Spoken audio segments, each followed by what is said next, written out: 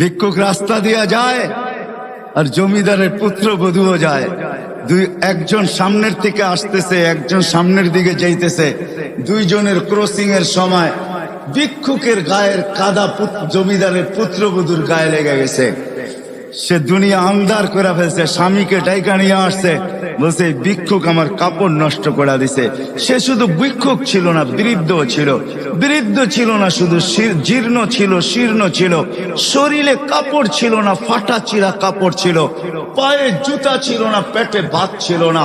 জমিদারের পুত্র সইতে পারে নাই, যৌবনী শক্তি সয়তো সয় কি কইরা তার স্ত্রীর গায়ে ভিক্ষুকের কাদা, বস সমগ্র শক্তিকে হাতে একত্র করা বৃদ্ধের গালে বসায় দিছে।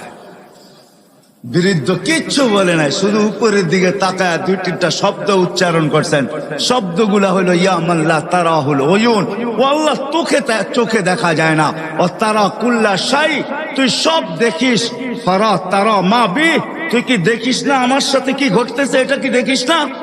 বলতে দেরি যুবক, মরতে দেরি হয় না। জমিদার চলে আসছে, প্রতিশোধ নিবে। বৃদ্ধের একদিকে মুচকি হাসি, একদিকে বলতেছে প্রেমের খেলা এমনই হয়। জিজ্ঞাসা করছে কিসের প্রেমের খেলা রে?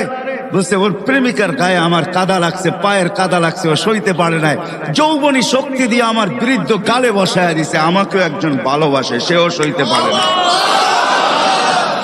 সেও সইতে পারে না। ও তো থাপ্পড় দিয়া ক্ষান্ত, সে জান নিয়ে নিছে, জান।